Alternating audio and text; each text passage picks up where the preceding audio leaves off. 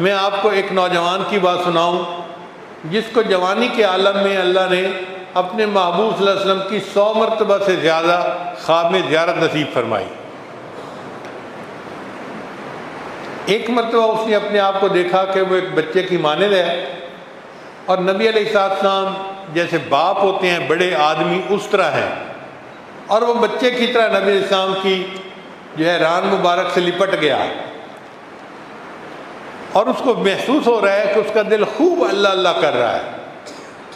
تو نبی علیہ السلام نے اس کو فرمایا کہ تمہیں پتہ ہے کہ تمہیں یہ نعمت کیوں ملی؟ تو اس نے کہا جی مجھے تو نہیں پتہ۔ تو نبی علیہ السلام نے فرمایا کیونکہ تم نے میری سنت کو وقیع سمجھا، وقت دی، مقام دیا، اس سنت کو وقیع سمجھنے کی وجہ سے اللہ نے تمہیں یہ نسبت کی دولت عطا فرمائی ہے۔ چنانچہ اس نوجوان کو نبی علیہ السلام کی ایک ایک سنت کی تلاش رہتی تھی، ذہین بھی تھا، مگر محبت بندے کی ذہانت کو اور بڑھا دیتی ہے۔ چنانچہ اگر کوئی بندہ بیان کرتا اور اپنے بیان میں وہ کوئی حدیث پڑھتا تو ایک دفعہ سن کے اس نوجوان کو حدیث یاد ہو جاتی تھی، ایک دفعہ سننے سے صرف۔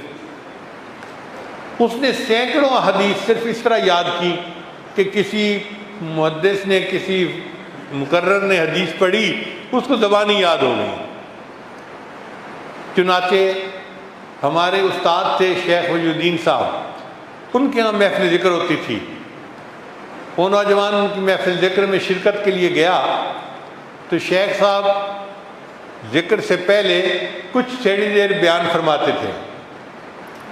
وہ جیسے ہی مجلس میں گیا تو شیخ صاحب نے فرمایا یشد بعدہ بعدا، اب یہ الفاظ تو کان میں پڑ گئے، اس سے پہلے کیا کہا تھا وہ سمجھ نہیں آئی، اور ادب کی وجہ سے اتنی جرأت نہیں تھی کہ ان سے دوبارہ پوچھا جاتا کہ جی آپ نے یہ بات کیسے کہی تھی۔ اب وہ نوجوان یہی سوچتا ہوا آیا کہ یہ حدیث مبارکہ ہے تو اس سے پہلے والے الفاظ کیسے ہیں۔ اسی خیال میں وہ آ کے اپنی یونیورسٹی کے کمرے میں سو گیا تو خواب میں نبی علیہ السلام کی زیارت نصیب ہوئی، اور نبی علیہ السلام نے یہ الفاظ فرمائے، بیٹے میں نے یہ کہا تھا المؤمن للمؤمن کالبنیان یشد بعدہ بعدا۔ یہ 3 الفاظ اس نوجوان نے خواب میں نبی علیہ السلام کی زبان فیض ترجمان سے سن کر یاد کیے، بعد میں پھر اس کو کتاب میں پڑھا۔ صبح ہوئی تو مدرسے کے مفتی صاحب کے پاس گیا اور کہا کہ مجھے یہ خواب آیا ہے اور یہ الفاظ مجھے ایک بزرگ کی زبان سے سنے تھے اور یہ الفاظ مجھے خواب میں بتائے گئے ہیں۔ وہ کتاب نکال کر لائے اور انہوں نے حدیث پاک کہی کہ یہ حدیث پاک ایسی ہے، المؤمن للمؤمن کالبنیان یشد بعدہ بعدا۔ پھر اس کے بعد فرمانے لگے کہ تجھے خواب میں نبی علیہ السلام نے جو بیٹا کہا ہے تمہیں پتہ ہے اس کا کیا مطلب ہے؟ اس نے کہا جی مجھے تو پتہ نہیں۔ کہنے لگے کہ اس کا مطلب یہ کہ تمہاری زندگی میں تقویٰ موجود ہے، کیونکہ نبی علیہ السلام فرماتے ہیں کہ میں ہر متقی کا باپ ہوں۔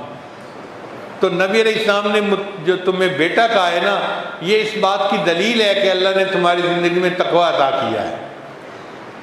تو نبی علیہ السلام کی شفقتیں اور محبتیں تو ایسی ہیں، جو سنت کی اتباع کرتا ہے وہ نبی علیہ السلام کا بھی محبوب بن جاتا ہے، اللہ کا بھی محبوب بن جاتا ہے، نبی علیہ السلام کا بھی محبوب بن جاتا ہے۔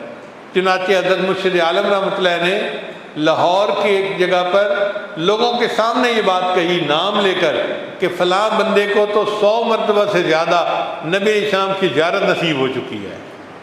شیخ کی تصدیق ہو جانا زندگی میں یہ اللہ کی بہت بڑی نعمت ہوتی ہے، مگر اس کے پیچھے اصل وجہ کیا تھی کہ ہر عمل چھوٹا یا بڑا اس کو سنت کے مطابق کرنا تھا، ہر وقت سنت کی تلاش رہتی تھی۔ بالکل اسی طرح کہ جیسے اونٹنی کا بچہ گم ہو جائے تو اونٹنی اپنے بچے کو تلاش کرتی ہے، یہ نوجوان نبی علیہ السلام کی سنت کو اس طرح تلاش کرتا تھا اور اس پر عمل کر کے سکون ہو جاتا تھا۔ ہم بھی اگر چاہتے ہیں کہ اللہ کا ہمیں قرب نصیب ہو جائے اور نسبت کا نور نصیب ہو جائے تو ہم اس اصول کو اپنا لیں کہ ہم نے ہر کام کو نبی علیہ السلام کی سنت کے مطابق کرنا ہے۔